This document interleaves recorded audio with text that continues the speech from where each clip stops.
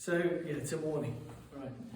All right, so then as I've mentioned, if so desired, this is number 40, if so desired,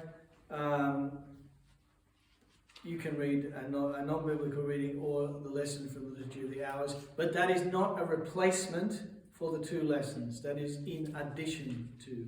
Okay, so that in the old matins that the monks used to say, they had 3 nocturnes, right, of psalms, stuff, and the readings and so on. Okay, 3 nocturnes of that in the ancient Benedictine tradition. So to have 3 readings at matins is kind of going back to an older tradition. Okay, so you can have 3 readings at matins. It makes matins very long, but you can do it if you want to for your own devotion. I don't think we'd be starting to do that here in the morning, but it's an option. Okay, always you should know what the options are. Know what your options are. Okay. All right, the Office of the Dead. As I've mentioned, it's important that you know that the Office of the Dead is there. It's celebrated not on Sundays. Okay, not on Sundays. Don't say it on Sundays. But it's, as it says here in 42, the Office of the Dead customarily said on Mondays in the seasons of Advent and Lent, and on the first feria in the calendar month, as I said before. Yeah. Sorry, page 19. I lost my place. Okay, sorry. Importantly though, when you say the Office of the Dead, and we know this, but just to reinforce it, you don't say the Gloria Patri after the Psalms. You don't say Glory be to the Father. Instead, you say, Rest eternal grant unto them, O Lord, and let light perpetual shine upon them. Okay? It gives another little rubric there. If for reasons of musical setting this is not possible, the Gloria Patri is omitted entirely. Okay, well that's fine. I can't think of things, but anyway, whatever. All right, divine worship preserves such features and elements that are representative of the English prayer book tradition in conformity with Catholic doctrinal and liturgical norms. For this reason, antiphons, office hymns, and other optional texts for morning and evening prayer are provided to complement the divine office. I've said to make it ample, but they use the word complement. All right. The choice of including these supplementary texts should respect the overall shape of the liturgical celebration, such as the distinction between solemn and simple celebrations, and is made within the tradition of a parish or community of the ordinary. That is important. So, the way we say matins here, with all of we actually put in all of these things, but we just say it. In most of them, I just said we sing the office and so on. But that's our tradition as a parish. But people might have other traditions, there might be monks who sing the office and they sing everything in the office, there might be a community of religious women who decide that they're going to sing this but not that, they're going to put in this but not that, whatever, okay? But that's completely up to them. It's really a communal celebration, and so those sorts of things need to be hammered out in a community and with other people. If you recite the office by yourself, as I said, it's up to you what you do. You can say the ample office, or you can say the simple office. It doesn't really, or you can put any combination in between, or more, or they've given you all these additions, right? Hopefully that doesn't confuse you, but it's really to respect your own prayer life, yeah, and to respect our own prayer life in a parish. What we do in a parish will be different to what another parish does. So, the way we do it here in Perth might differ from Adelaide's ordinariate celebrations, right? Or Melbourne, or Sydney, or whatever. They'll do the Evensong in a different way. I know in Sydney, for instance, they add benediction to Evensong, which we don't do here. So, things may differ in different ways. And so, every parish has to be respected, and every community has a tradition and customs and so on. Also, just the way of a place, the way a building is set up will be different, and actually that forces different traditions just by the sheer physicality of a building. That changes the way you say things as well. All right. Again, I've gone through a lot of this, so hopefully you just need to read this in your own time. Talks about the Venite, Antiphon, the office hymns, the options. Where several options are indicated for common, this is number 50. We'll do number 49. The office hymn is sung after the first lesson at evening prayer and after the second lesson at morning prayer. Where the office hymn corresponds to the setting provided in the English hymnal, that is the old English hymnal and not the new one. So you can get that's printed 1906, I think, or 1905 or something like that. The English hymnal, the relevant hymn number is indicated.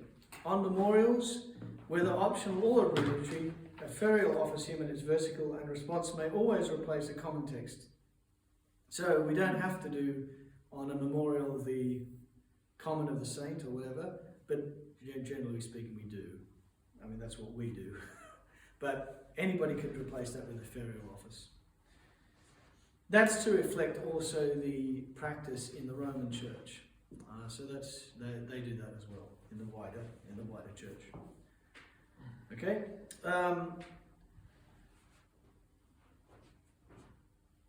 However, there's a caveat. If the office hymn is proper, however, it is used. So, for instance, this morning we had a proper office hymn of St. John Henry Newman. That is used. Okay, so we don't. If there's, generally speaking, if something's proper and it's specifically written for the saint, you use it. Yeah. That's a general principle both in the Mass and also in the office. If something is written out and proper, like in the lectionary, for instance, it is used. That does happen. And it is a source of pain and problems sometimes, but yeah. And generally I will put that in the ordo if there is a proper reading. Okay.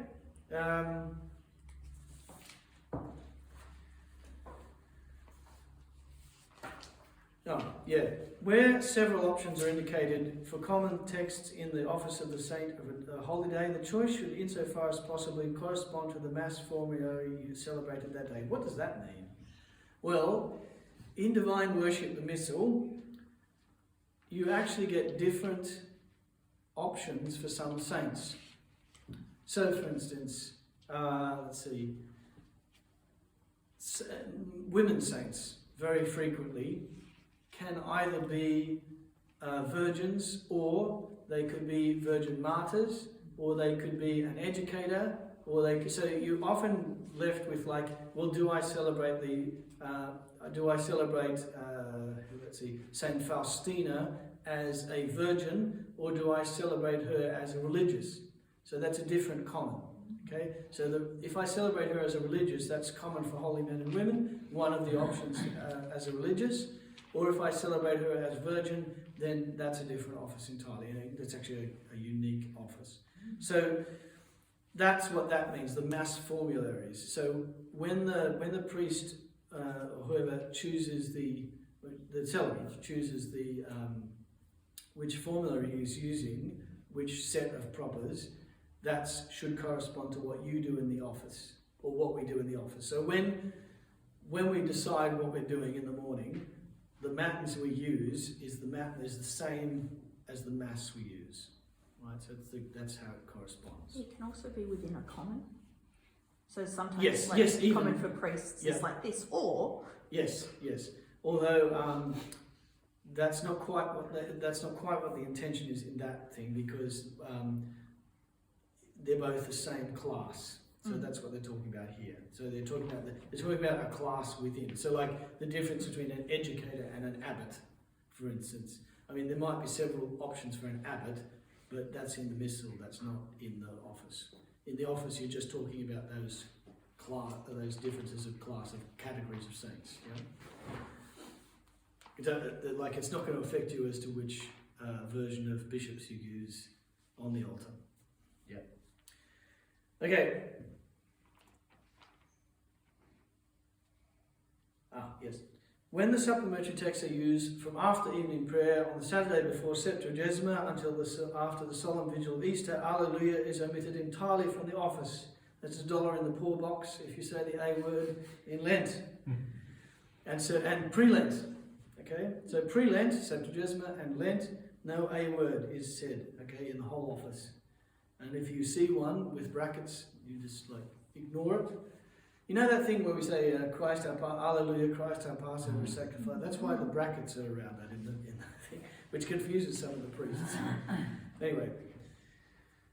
Right, so, yes, and then the lesser hours. Well, the lesser hours,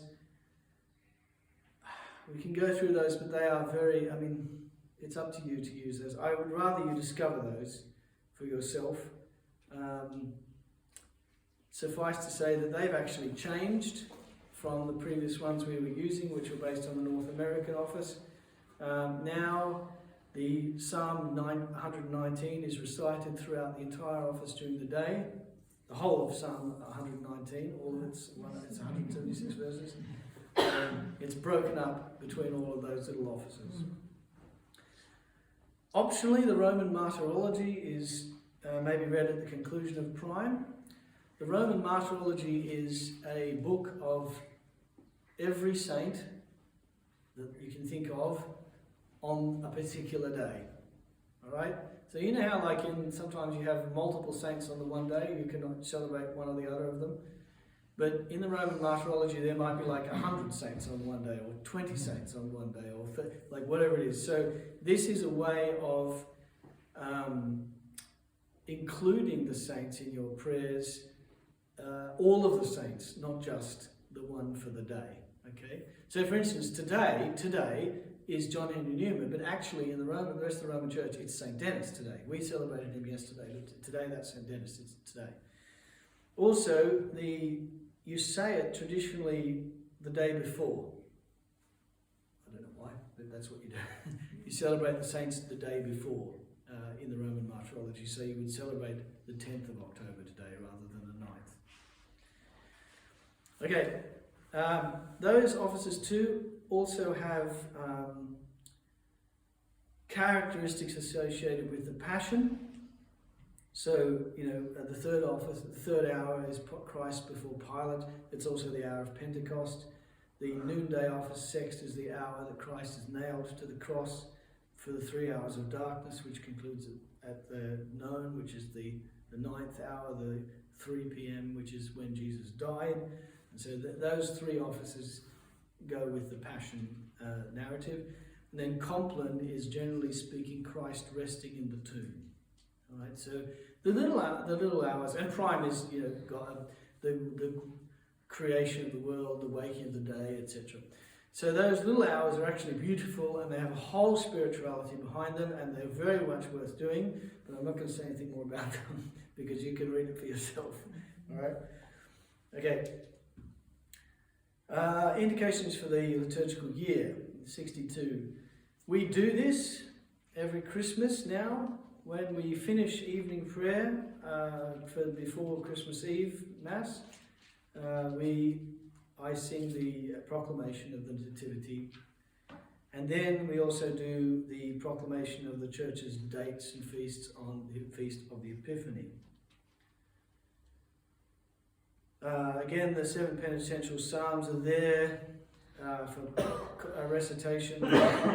That's an exercise of devotion. Bishop John Fisher, St. John Fisher, wrote a beautiful book on the 7 penitential psalms that's worth reading. It was used to be published by Ignatius Press. You can get that. It's well worth the read. Some very beautiful stuff that St. John Fisher wrote about the 7 penitential psalms. I guess a lot of writers in the church have written on them, but for our patrimony, that might be one that you might explore. Afternoon on Passion Sunday, the Gloria Patri is omitted. So that is Passion Sunday, that's the Sunday before Palm Sunday in our tradition. The Gloria Patri is omitted from the Venite and from the responsories at the lesser hours. Then the Gloria Patri is omitted entirely in the office from after Compline of the Wednesday of Holy Week, that is Spy Wednesday, up to and including Compline of Holy Saturday, if you say it. During the Sacred Paschal Triduum, the reading of the Roman Martyrology at Prime is omitted, if you read it. By the way, there is no current up-to-date version of the Roman Martyrology, it must be said in Latin, or else you can say an older version of it. But there is a new Latin Martyrology, but they just haven't translated it into English yet. So we're still waiting. It was put out in early 2000s. So you can say it in Latin, and that's it. Or you can say the old version. There are English versions of the old version. But unfortunately, those old versions don't include most of the 20th century saints canonized in the 20th century, so except before the council. So, yeah. But there is a whole new Roman Martyrology. It's one of those. It's the only book that doesn't exist in English in the Novus Ordo. You have to say it in Latin. Yeah, the official text anyway. There you go. That's a bit of trivia for you. Okay, those who take part, okay, this is important, very important. Those who take part in the Mass on the Lord's Supper on Maundy Thursday, or the celebration of the Passion and Death of our Lord on Good Friday, are not bound to the recitation of evening prayer on either day. Compline on Holy Saturday is said only by those who are not present at the solemn vigil of Easter. However, weirdly, and this is, I've talked with Father Teacher and all sorts of people about this, Vespers, Vespers, yes, but Evensong on Holy Saturday is to be said.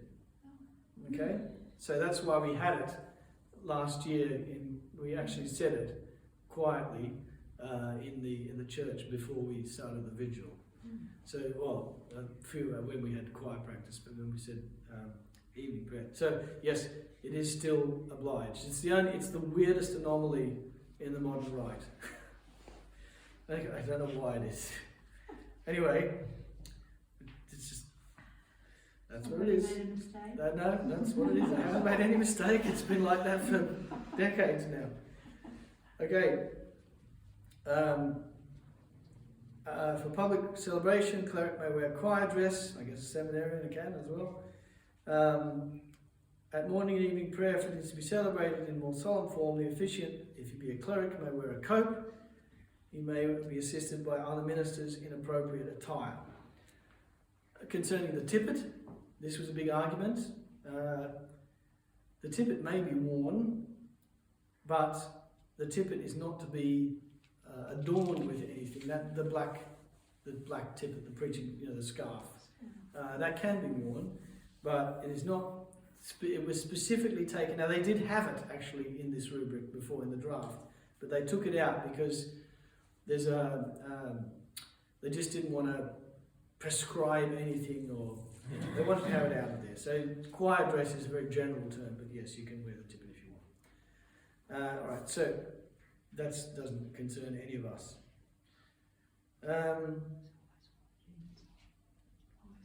Then it goes through the colours of the vestments, those. We have rose and black as well as options. We do not have blue, okay? Sorry. Although there are some who argue that because Australia was discovered by the Portuguese at some point, that might extend the extend the thing, but I don't think it does. All right. We don't have the Hispanic privilege. Oh, the Spanish privilege. Okay, so the Te Deum can be said at Mass, well, we know that. But it can be said at Evensong as well. So, but I just can't imagine why you would want to say that if you've already said it at Matins. But it's an option, another option. Then it talks about the use of incense. So these are more the ritualistic aspects of the office. Obviously, incense can be used at the Gospel Canticles of the Benedictus and the Magnificat. And then, I think by tradition, if you are in a monastic community, you could still use the rite of sprinkling of holy water during the Marian antiphon, just such as communities do. But again, that would be a custom rather than a prescription in the rite. If a votive office is recited, so like the Five Wounds or the Holy Angels, it is sufficient that the collect of the votive office alone be said, in place of the first collect appointed for the day or season at morning and evening prayer. So like we do. If you say the office, the votive office of the 5 wounds, you don't also say the collect of the 18th Sunday after Trinity. Okay, that's how it is. Right. Then there's a little section on singing.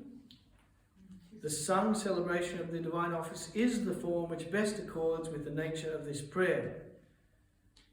Remember what the text is. After the Last Supper, Jesus went out to the Mount of Olives singing a hymn with the apostles. So think of the going up to that Mount of Olives, the Garden of Gethsemane, they sang a hymn. It expresses, that is, singing expresses in a fuller way, expresses a deeper union of hearts in performing the praises of God. For this reason, the sung form of the office is strongly recommended, whether in choir or in common with others. When clerics meet together, either in their common life or for some other purpose, it is most fitting that they recite at least some part of the divine office. With the exception of those texts proper to the officiant, the singing of the office may be assisted by a choir. So we have choral evensong.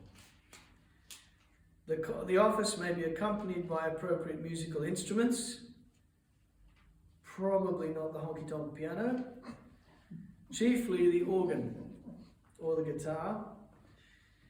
Those who offer their skill as musicians in the church are to be devout and attentive to the liturgical function. Humility is the key virtue. It is therefore fitting that they wear some ecclesiastical garb, and in keeping with the Anglican tradition, particularly the cassock and surplice. Care is to be taken, as everything related to the music ought to correspond to the meaning of the mystery being celebrated, the structure of the rite, and the liturgical seasons. It's very easy from our tradition to do this. Like it's as natural as anything to put in those things that we know, canticles, psalms, responsories, all of this stuff. It's very, very natural to us. It almost doesn't need to be said, but in some ways it does, so that we don't forget our patrimony. On Sundays and holidays, it is especially appropriate that singing should be used at least at morning and evening prayer. Similarly, these offices should be carried out solemnly whenever possible. So a solemn celebration is when the priest might wear a cope and incense the altar and the congregation and so on. That's kind of, you start to see more solemn things added to evensong. There's generally processions, there might be an opening hymn maybe, or another hymn. There's extra stuff going on. And that's where it looks complicated, but it's still basically the office, underneath it all. Of all the parts of the office, the versicles and responses, psalmody, canticles, office hymns, responsories and collects are, insofar as possible, to be sung. The lessons at morning and evening prayer are not sung, but the chapter at the little hours may be sung to the appropriate chant.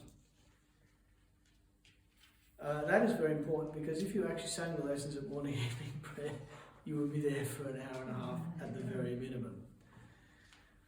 There is nothing to prevent some part of the office being sung in a different language, provided the text is taken from an approved liturgical book of the Roman Rite. So, for instance, say if we had the Magnificat sung in Bahasa Indonesian, right? We would need to go to the translation of the Magnificat used in the Liturgy of the Hours in Indonesia and approved by the Pope and the Episcopal Conference of Indonesia. We would need that, okay? You wouldn't just have Andrew do his own translation, for instance, for us, or something like that. If we're going to do something, it's got to be from an approved source, okay? So I don't know what we do if we need to say it in Nyunga or something like that. We don't, according to the rubric. Yeah, that's right. We'd have to, I don't know what we'd have to do. Go and get the Nyunga approved. Yeah. So, but the approval is the important thing by ecclesiastical authority, all right? So we don't just do random stuff. I don't know what they do in Canada for the Inuit and all the, but anyway. Okay, so that has to be approved by ecclesiastical authority. There's nothing to, so the big thing though there is the office may be sung in Latin, all right? And so that's an option. If you sing the office in Latin, for instance, why would you sing the office in Latin? Well, the reason this is in, so for instance, say we had a Magnificat by Palestrina, right? Say we wanted to do that. We could do that. That would satisfy the obligation of the office, right? Or an Nunc Dimittis, you know, that's, it might be by Thomas Morley, for instance, but it's in Latin, okay? So it might be English tradition, but it might be done in Latin instead of English.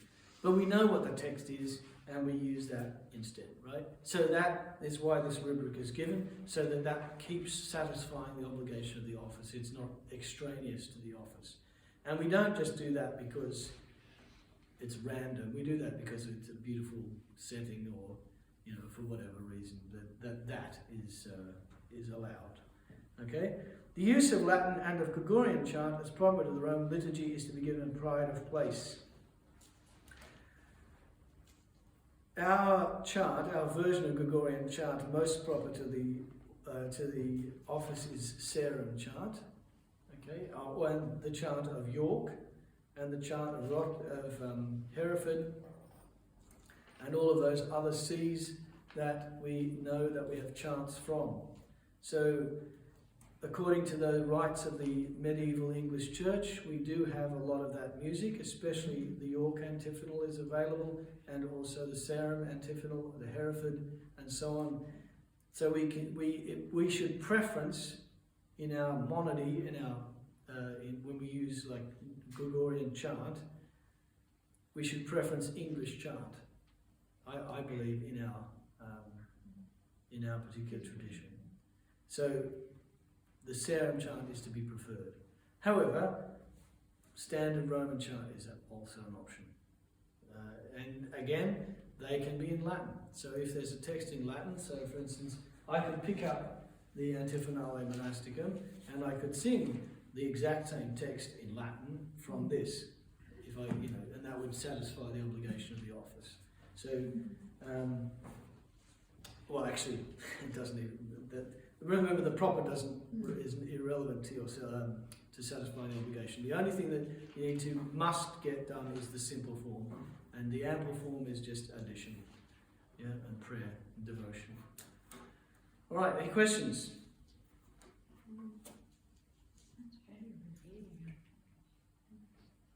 No questions?